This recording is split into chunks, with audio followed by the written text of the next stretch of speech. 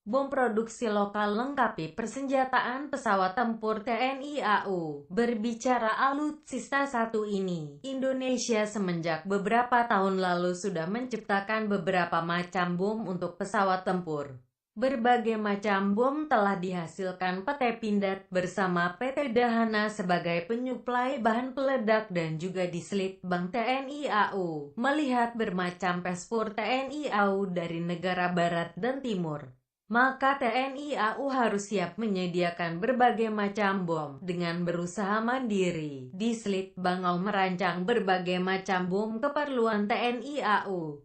Sebagai contoh, pesawat Sukhoi menggunakan bom yang berbentuk menyerupai seperti tabung gas, berbeda dengan pesawat dari negara barat. Dalam MEF pertama, ada sebuah perusahaan PT Sari Bahari turut juga merancang bom khusus pesawat dari Rusia tersebut, dan telah diproduksi untuk kebutuhan pesawat Sukhoi TNI AU.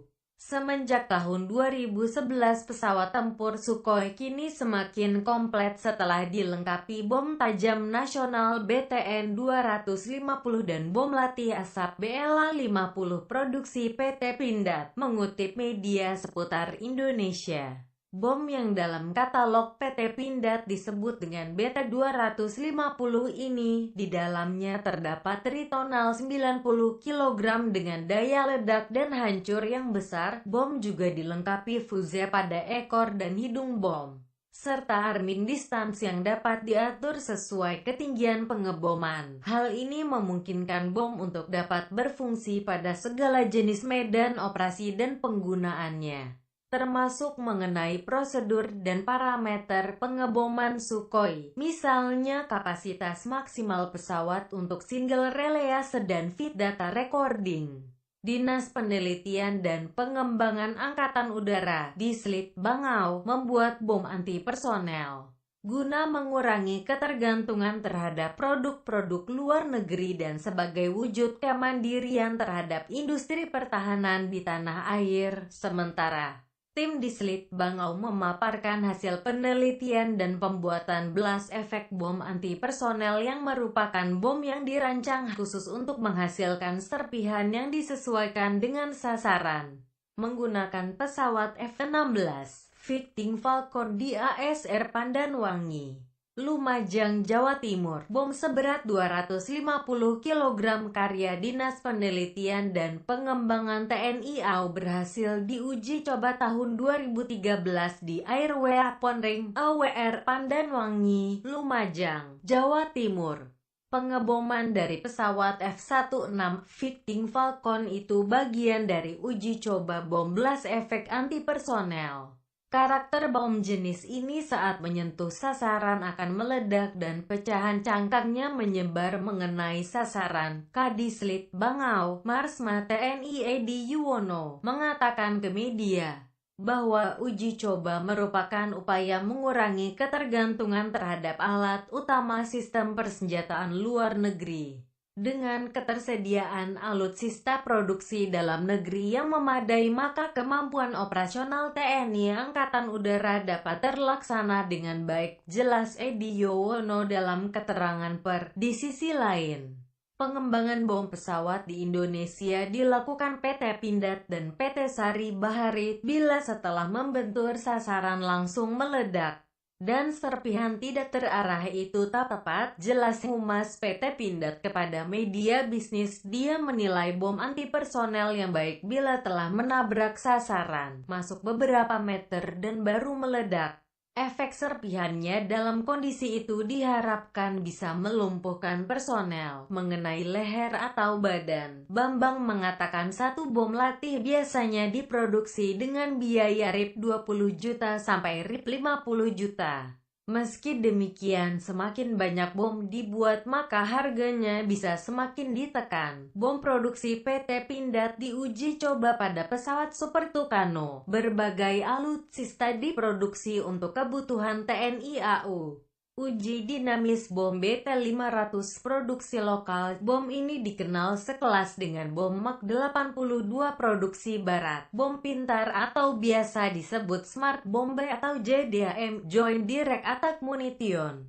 Rencananya bom produksi PT Pindad ini akan diuji coba secepatnya. Hal ini memungkinkan bom untuk dapat berfungsi pada segala jenis medan operasi dan penggunaannya, termasuk mengenai prosedur dan parameter pengeboman Sukhoi, misalnya kapasitas maksimal pesawat untuk single release dan feed data recording. Dinas Penelitian dan Pengembangan Angkatan Udara di Slit Bangau membuat bom anti-personel guna mengurangi ketergantungan terhadap produk-produk luar negeri dan sebagai wujud kemandirian terhadap industri pertahanan di tanah air. Sementara tim di Slit Bangau memaparkan hasil penelitian dan pembuatan blast efek bom anti-personel yang merupakan bom yang dirancang khusus untuk menghasilkan serpihan yang disesuaikan dengan sasaran menggunakan pesawat F-16 dalam MEF pertama. Ada sebuah perusahaan PT Sari Bahari turut juga merancang bom khusus pesawat dari Rusia tersebut dan telah diproduksi untuk kebutuhan pesawat Sukhoi TNI AU.